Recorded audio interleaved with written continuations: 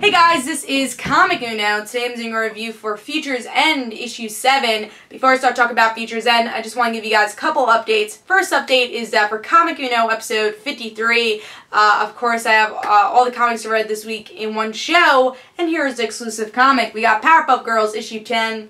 And that's it. Not many comics this week. But yeah, so those are exclusive comics. Be sure to check out Comic Uno episode 53, which is annotated. And also, I do have an important announcement. If you haven't checked out that video yet, please check it out. It's about next week's comics and other things I want to talk about. So be sure to check out that video. But let's talk about Future's End, issue 7. Cover's okay. I mean, it makes sense for the story, but it didn't really get me excited. It's there. Art's a little messy, I felt. It's like, okay, I don't know what to really say about this cover.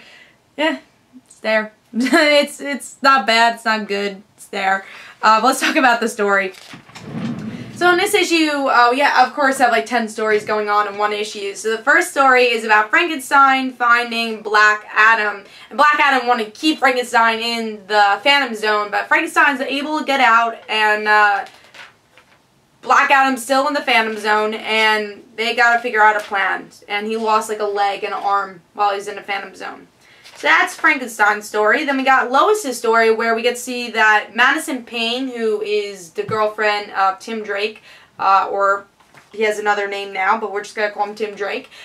She wanted to find out more of Tim. Is this true about the Titans? And Lois tries to explain, yeah, it's true, but she got really upset. She just stormed off and says, "Don't talk about my father that way," because Lois also had a news story about Madison's father, who was evil or a villain. So she got really upset. So that's Lois's story. Then we get to see a little bit of Firestorm's story, just a little. They're creating this magnetic machine, and we get to see where Firestorm's relationship is. They are not friends right now, so Ronnie and Jason are not friends at the moment. Then we get to see Deathstroke wants Grifter to be part of his team because he needs his powers, and that's Grifter's story. And by the end, we see that those misfits want Mr. Terrific, but Mr. Terrific finds out that this hobo was Batman Beyond. So Batman Beyond beats up Mr. Terrific, and the Misfits are a little bit scared of Mr. Terrific at the moment because they killed one of the members. And that's the end of the issue. I like some of the stories. I think this was definitely an issue I enjoyed a little bit more than previous issues, but I still think that there's way too many stories to go on, because once I actually got into a story, it stopped. I'm like, oh, okay. I mean, like, there's most stories like, oh yeah, I want more. It wasn't that I wanted more, it just kind of stopped in the middle of the story. Great example is that Lois story. It's like, oh, I want to learn more about this girl, but she storms off and that's the end. Black Adam, he's still in the Phantom Zone. Okay, so what else is happening there? Firestorm had like 2 pages. Like, they're trying to fit so many stories in one issue. Don't do that. You could have Firestorm's story 2 issues from now.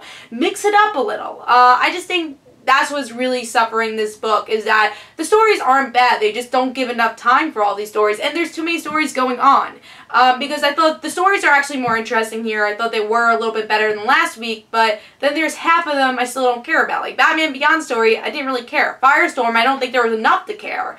Frankenstein, I'm caring a little bit more about. Grifter, he's there. I don't know. I liked his stories a little bit previously. Lois, I'm still really intrigued about it. I do like her story because that's a little bit more about the DC Universe we care about, or at least I care about. So it's a mixed bag. There's some interesting stories here. I don't know. It's hard to explain this book because there's possibilities here, but I just don't think they're correctly writing this. You know, I just think they need to organize themselves a little bit more with Future's End. So art's pretty good here also. I think the art's very consistent for Future's End. I think the pencils were a little lighter. I like it to be a little darker. I think last issue had a little bit better art, but that's just a nitpick.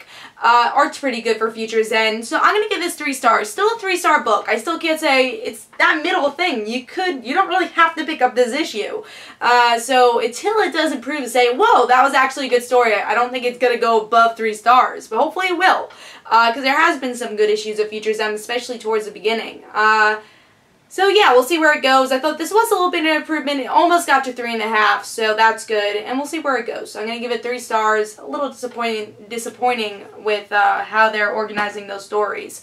So I hope you guys enjoyed. This is Comic Uno. Guys, don't forget to follow me on Twitter for Comic Uno and the Rand Situations. And don't forget to like my Facebook page. And I'll see you guys later. Bye.